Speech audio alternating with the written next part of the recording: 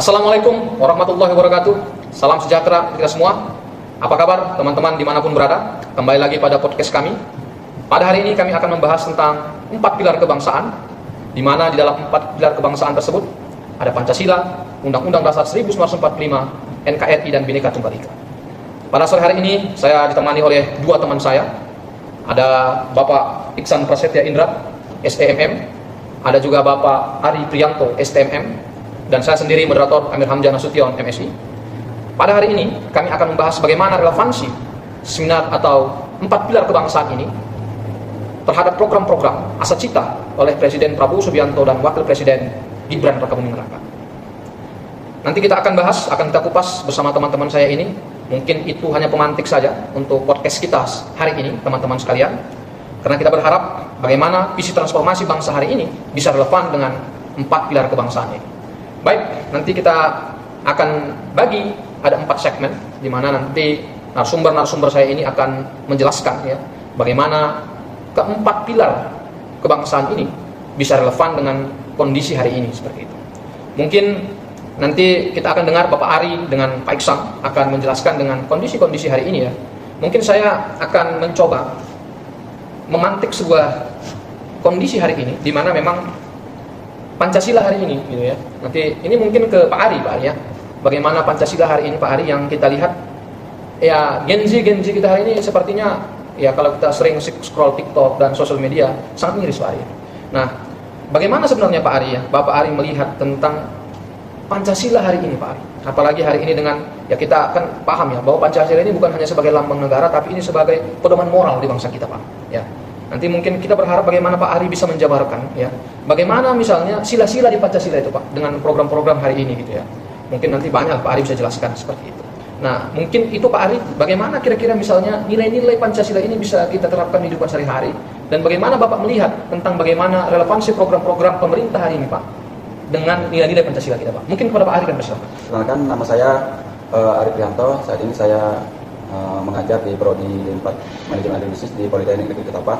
Kita fokus ke program Pak Presiden Prabowo dan Mas Gibran sendiri, mungkin lebih ke penerapan saat ini, cuma diarahkan ke ini Indonesia Emas di tahun 2045 nanti.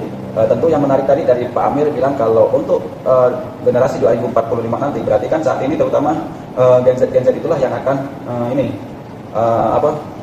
memimpin bangsa kita di 2045 nanti. Nah, jadi terkait Gen Z ini, generasi milenial sekarang ini, itu program-program yang Pak Presiden Prabowo dan Mas Gibran kerahkan, terutama yang kita kenal itu Asta Cita ya kan. Itu terutama fondasi kuatnya kalau untuk Gen Z adalah di pendidikan itu sendiri ya kan.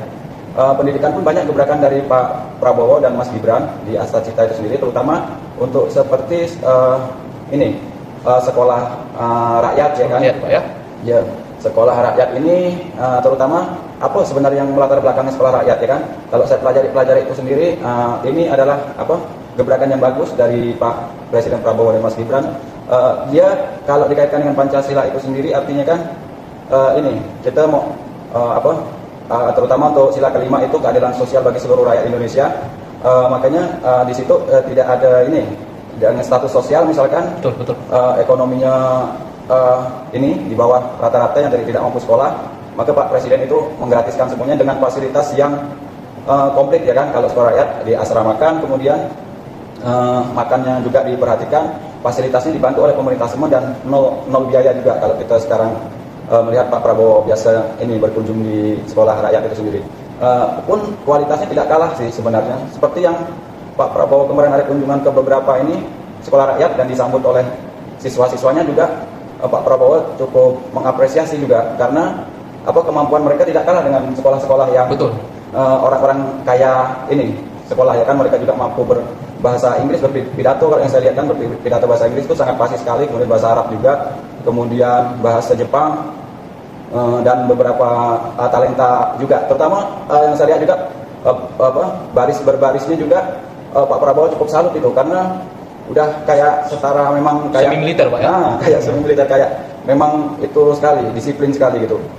Seperti yang Pak Prabowo misalkan biasa pidato itu bilang, mau anak pemulung, anak petani, anak tukang bakso, anak. Oke, baik Pak Ari. Jadi bisa kita ambil kesimpulan ya, teman-teman podcast di mana berada yang disampaikan Pak Ari, kesimpulannya memang bahwasanya program pemerintah hari ini terkait dengan Pancasila, kalau kita kaitkan dengan sila yang kelima, keadilan sosial bagi seluruh Indonesia, di mana tentang bagaimana kesamaan hak, begitu Pak Ari ya, tentang bagaimana juga semua orang bisa mendapatkan pendidikan yang sama. Itu mungkin ya kesimpulan dari Pak Ari sampaikan, dan bagaimana kerja-kerja Presiden hari ini dengan menanamkan nilai-nilai Pancasila, salah satunya tentang bagaimana ya persatuan Indonesia dan lain-lain, tentang kebinekaan dan lain-lain seperti itu. Baik, menarik ya teman-teman podcast di mana berada tadi pemaparan dari Pak Ari. Mungkin selanjutnya kita masuk pada segmen kedua. Ini akan kita coba change ya tadi pendapat-pendapat dari para narasumber kita ini. Mungkin kita akan dengarkan dari Pak Iksan, yaitu terkait mengenai Undang-Undang 1945 ya, di mana kita lihat Pak Iksan ya, Undang-Undang 1945 adalah konstitusi negara kita. Semua aturan-aturan hukum kita berlandaskan Undang-Undang 1945. Bagaimana Pak kira-kira Bapak melihat Undang-Undang 1945 ini ya? Kaitannya dengan visi Pak Prabowo hari ini ya, yaitu dengan tentang ya banyak tadi ada sekolah rakyat, swasembada dan lain-lain ya. Bagaimana Pak Iksan melihat ini Pak, relevansi dari Undang-Undang 1945 ini terkait dengan program-program Presiden hari ini Pak? Silakan Pak. Perkenalkan, nama saya Iksan Prasetya Indra. Saat ini saya bertugas di Politeknik Negeri Ketapang, bagian Undang-Undang Dasar 1945. Siapa sih Pak yang nggak tahu Undang-Undang Dasar 1945 gitu ya? Dari Sabang sampai Merauke orang tahu, betul ya. Tapi orang tahu nggak apa saja sih yang terdapat di dalamnya? Gimana itu bisa terrealisasi dengan baik? Yang harus kita pahami bahwa Undang-Undang Dasar 1945 itu bisa dikatakan sebagai payung hukum. Bapak tahu itu payung fungsinya untuk melindungi, melindungi hukum. Siapa yang akan dilindungi? Otomatis itu adalah masyarakat. Di mana masyarakat itu bisa sejahtera. Salah satunya mungkin di sila Pancasila dan keadilan sosial bagi seluruh rakyat Indonesia. Iya. Nah, di pasal-pasal itu kan fokusnya itu ada di pendidikan, kesehatan, dan kesejahteraan. Nah, di pendidikan mungkin sudah disinggung sama Pak Ari tadi ya Pak ya, ada sekolah rakyat. Nah, di mana di salah satu pasal itu dijelaskan bahwa setiap warga negara berhak untuk mendapatkan pendidikan yang sama. Apapun agamanya, apapun sukunya, mau orang kaya, mau anak pejabat, mau anak orang miskin atau tukang becak, kita Pak Ari tadi Pak, tukang bakso, dalam kondisi yang bentuknya yang berbeda-beda, mau dari Sabang sampai Merauke itu harus merata. Harus menerapkan sila kelima keadilan sosial bagi seluruh rakyat Indonesia. Ini saling berkaitan ya Pak. Ya, betul. Ini kan keempat-empatnya ini adalah satu kesatuan, tidak bisa pisahkan Pak ya. Masyarakat yang bahagia ya otomatis ya akan berdampak ke bangsa kita sendiri. Dari segi gizinya terpenuhi.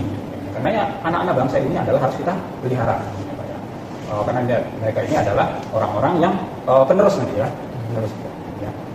Dan juga ya termasuk pasal-pasal lain kan nggak mungkin kita akan jelaskan satu-satu ya Pak ya, ada mungkin. Pokoknya di sini yang harus kita ketahui bahwa Undang-Undang Dasar 1945 kita tidak hanya berbicara tentang hak kita saja, tapi kita harus tahu tentang kewajiban juga. Nah, salah satu yang menarik ya Pak dari visi Presiden Prabowo tentang swasembada pangan dan pendidikan rakyat. Ya. Jelas itu berakar pada konstitusi. Akar itu kan tahu Pak maksudnya, sumbernya dari konstitusi. Seperti yang beliau katakan juga bahwa bangsa tidak akan pernah merdeka atau tidak pernah bisa merdeka jika rakyatnya masih kelaparan. Wah betul Pak. Itu kan simpel ya sebenarnya Pak ya. Kalau ibaratnya orang masih kelaparan, gimana orang mau bekerja? Betul. Gimana orang bisa meningkatkan perekonomian, memajukan bangsa? Ibaratnya perut aja belum terisi. Betul. Tapi kita bekerja kalau belum terisi, gimana gitu yang bisa menyelesaikan pekerjaan dengan baik? Gitu kan. Nah yang menjadi PR buat kita ya Pak ya, yaitu yang saya bilang tadi, tidak menjadi sumber bacaan yang cuma dihafal. Kalau di soal Undang-Undang Dasar pasal ini menjelaskan tentang apa, tapi gimana caranya ini continue, betul, dan bisa terrealisasi dengan baik. Jadi seperti itu Pak. Baik, ya, baik teman-teman, sama-sama kita dengarkan tadi Pak Iksan sudah menjelaskan ya bagaimana Undang-Undang Dasar 1945 bukan hanya sebagai bacaan saja, tapi memang harus menjadi fondasi. Apalagi hari ini kebijakan-kebijakan Pak Presiden ya, bagaimana tadi Pak Iksan bilang tentang kesejahteraan, tentang swasembada pangan, memang benar ya, program MBG ini sangat baik ya Pak Ari. Kita sepakat itu Pak Ari ya, Pak Iksan ya, sangat sepakat memang. Ya, bagaimana bangsa ini merdeka jika rakyat masih kelaparan? Ya, kita sangat sepakat dengan apa yang disampaikan oleh Bapak Presiden kita, dan ya harapan kita tadi seperti Pak Iksan katakan bahwa Undang-Undang 1945 ini ya bukan hanya jadi dokumen hukum saja, ya tapi sebagai landasan untuk kebijakan transformasi bangsa ke depan. Baik, mungkin Pak Iksan ini agak maraton ke Bapak ini ya. Siap, ya, kita ingin mendengarkan juga Pak. Bagaimana sih sebenarnya Pak ya NKRI hari ini ya? Apakah NKRI ini hanya bentuk negara saja begitu ya? Apa yang menurut Bapak Pak yang menjadi tantangan hari ini ya? Apalagi untuk anak muda Pak. Kita lihat hari sosial media, waduh begitu banyak Pak. Berita hoax, hujatan-hujatan ya, polarisasi di mana-mana gitu. Bagaimana Pak kira-kira tanggapan Pak Iksan ya terkait ya NKRI kita hari ini lah Pak, sebagai bentuk negara dan bagaimana misalnya tantangannya ke depan, ancaman-ancamannya seperti itu Pak. Kebetulan saya kalau pergi maraton saya pergi maraton juga. Pas lah. Pas nih narasumber kita nih Pak ya. Ya ini kita masuk ke konsensus yang ketiga ya Pak, itu adalah NKRI ya Pak ya. Tantangan. Kalau kita bicara tantangan itu adalah suatu hal yang harus gimana kita lewati ya Pak, yang menjadi PR buat kita sendiri. Nah kalau kita bicara tentang NKRI itu kan satu kesatuan. Namanya juga satu kesatuan. Kalau sudah bercerai itu berarti bukan NKRI lagi. Bukan NKRI lagi, betul Pak. Nah, jadi di sini NKRI itu harus kita jaga. Harus kita jaga. Ya. Karena ada istilahnya bersatu kita teguh, bercerai kita runtuh, betul Pak. Nah, itu kan gampang sekali ya Pak mengucapkannya. Tapi kalau prakteknya gimana Pak? Iya, susah sekali. Betul. Nah, ini menarik ya Pak ya, tantangan berkaitan dengan yang istilah tadi ya Pak ya, bersatu kita teguh, bercerai kita runtuh. Ini sekarang kita sudah masuk di era digital, gitu, di mana kita perlu meningkatkan pemahaman literasi digital. Kita tidak hanya bagaimana kita itu bisa mengikuti perkembangan teknologi, orang tidak pakai AI, tidak pakai sosial media ini, tetapi perlu yang namanya literasi digital. Betul Pak.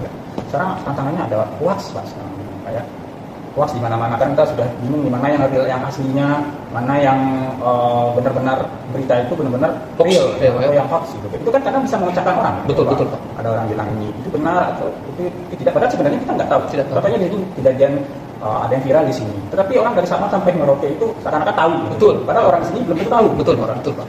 Komentar negatif juga itu masih berkaitan dengan literasi digital. Nah sekarang gampang sekali ya Pak ya orang-orang itu menghujat. Padahal cuma berdasarkan judul saja, belum dibaca semuanya. Karena sudah dibaca semuanya masih aja salah pemahaman ya Pak ya. Kaitannya dengan NKRI ya Pak, itu ya Bapak lihat aja di komennya, itu udah pecah gitu kan. Ada yang pro sini, ada yang pro sana gitu kan Pak. Nah itu bertentangan dengan NKRI. Nah yang menjadi PR buat kita, terutama kita bertiga ini adalah pendidik ya Pak. Betul, ya. betul Pak. Yang kita hadapi adalah mahasiswa generasi Z sekarang ini ya Pak ya. Termasuk kita kita tidak bicara Gen Z aja, tapi PR buat kita juga ya Pak ya. Nah gimana caranya mereka itu bijaksana gitu ya, bisa menggunakan teknologi secara smart gitu ya, secara pintar, tapi tidak menyalahgunakan teknologi tersebut agar bisa secara simpel ya Pak, kita bicara NKRI ini tidak tercerai berai, tetap bersatu gitu ya Pak ya. Nah, jadi PR kita sebagai seorang pendidik ya kita harus selalu mengingatkan, atau kalau bisa ya ada mata kuliah literasi digital gitu Pak, agar biar mahasiswa kita itu tidak inilah ya Pak ya, bisa bijaksana dalam penggunaan teknologinya. Ya, kita memang senang lihat anak-anak yang sekarang ini sangat bisa mengikuti perkembangan, bahkan lebih ahli daripada kita. Betul. Dalam teknologi. Kita akui memang beberapa kita harus memantau gitu ya, agar mereka itu punya pemahaman literasi digital yang baik ya. Oke. Nah terkait satu lagi nih Pak, salah satu kebijakan pemerintah terkait NKRI ini, tadi kita kan bicara digital, masalah pembangunan gitu Pak di setiap daerah gitu. Banyak kan sekarang kan omongan orang pemerintah cuma terfokus ke satu daerah saja. Betul Pak. Padahal kan yang namanya NKRI kan dari Sabang sampai Merauke, bukan ya Pak ya. Dan juga istilah Bhinneka Tunggal Ika. Benar. Jadi ya dari kebijakan pemerintah kalau tidak salah saya dengar itu kan pemerataan pembangunan gitu kan. Otomatis namanya juga pemerataan ya, otomatis semuanya dapat, mau dari provinsi manapun. Dan semoga itu bisa tidak menjadi wacana saja Pak. Betul. Semoga ya istilah ibaratnya pemerintah fokus ke satu daerah saja bisa terbantahkan. Karena apa? Karena benar-benar adanya pembangunan itu ya Pak. Pembangunan benar-benar nggak cuma yang di mulut saja, benar-benar merata dari Sabang sampai Merauke. Betul. Itu dari saya Pak. Baik, terima kasih Pak Iksan. Sama-sama teman-teman sudah kita dengar tadi bagaimana penjabaran Pak Iksan ya. Cukup menarik teman-teman pendengar podcast dimanapun berada. Tadi Pak, kalau saya menyimpulkan ya, Pak Iksan sampaikan hari ini salah satu yang mengusik NKRI juga adalah tentang bagaimana kita bisa menjaga literasi kita ya, salah satu literasi digital. Bagaimana anak-anak muda bisa menggunakan smartphone-nya itu sesuai dengan namanya. Phone yang smart ya, phone yang pintar, harus bijak begitu. Nah tadi Pak Iksan juga menyampaikan bagaimana juga tentang isu pembangunan, pemerataan ini juga sangat rentan ya dengan isu-isu NKRI Pak Ari ya. Karena kalau ada satu daerah menyatakan, wah kami tidak mendapatkan bantuan, nah ini bisa menjadi isu-isu keretakan di NKRI. Nah banyaklah kita lihat di media-media sosial, di berita dan lain-lain. Baik, mungkin ini Pak Ari, ini penutup. Ya ini dari 4 pilar ini ya di podcast kita hari ini. Kita mau dengar Pak Ari berbicara tentang Bhinneka Tunggal Ika ya.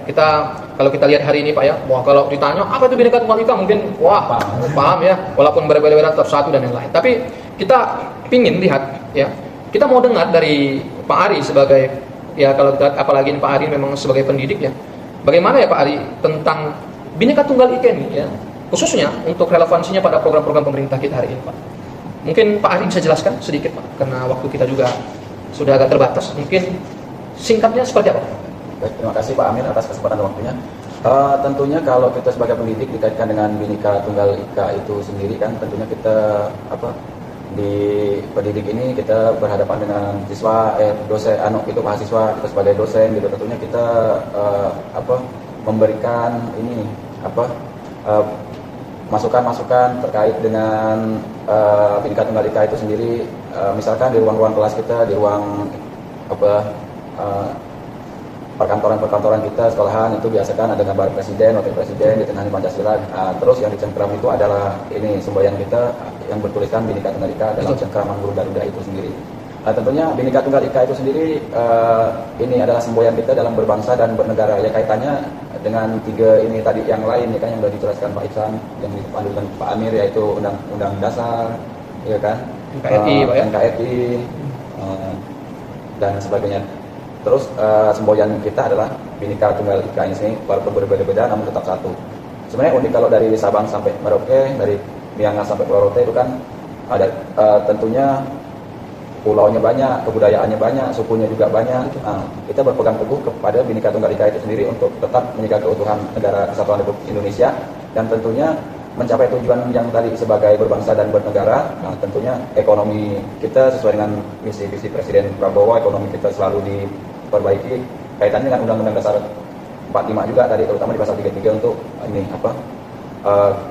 semua sumber kekayaan alam itu untuk semua rakyat Indonesia, terutama kalau di bidang pendidikan itu sendiri. Misalkan kalau di bidang pendidikan sekarang beasiswa akan diperbanyak oleh Bapak Presiden Prabowo dan Mas Gibran juga sering di saat MBG itu dia masuk ke sekolah-sekolah untuk melihat fasilitas-fasilitas misalkan yang kurang lengkap, misalkan di situ juga banyak juga bantuan dari Presiden Prabowo seperti Smart TV yang baru ada kali ini, sebelum-sebelumnya kan belum ada. Bisa untuk menjadi para guru dan siswa ataupun untuk dosen dan mahasiswa itu untuk digitalisasi pembelajaran itu sendiri. Dan tanggapan siswa dan maupun mahasiswa dan dosen dan guru itu positif semua, karena semua fasilitas kita juga sudah diperhatikan kan, terutama untuk kalau dosen biaya penelitian itu sendiri kan sudah ditambah. Kemarin ada pertemuan taklimat namanya terbaru kan, yang Pak Prabowo memanggil ke rektor Pak ya, para rektor yang kebetulan diketahui oleh ini Pak Prof. Garuda Wiko, rektor yang kebetulan ada di Universitas Tanjung kan, dekat dengan kita di sini. Ya intinya generasi udah cukup bagus. Intinya generasi ke depan adalah yang sekolah-sekolah saat ini jadi mahasiswa ini itu akan memimpin. Makanya bagus sih sebenarnya, sudah semua diperhatikan semua. Jadi tinggal ini aja sebenarnya, kita sebagai warga negara ataupun nanti profesinya apapun, sukunya apapun, jadi yang penting kita mendukung untuk negara kita tetap sejahtera. Terima kasih Pak Ari, itu tadi closing dari Pak Ari ya, dari 4 pilar kebangsaan kita. Tadi terakhir ada Bhinneka Tunggal Ika.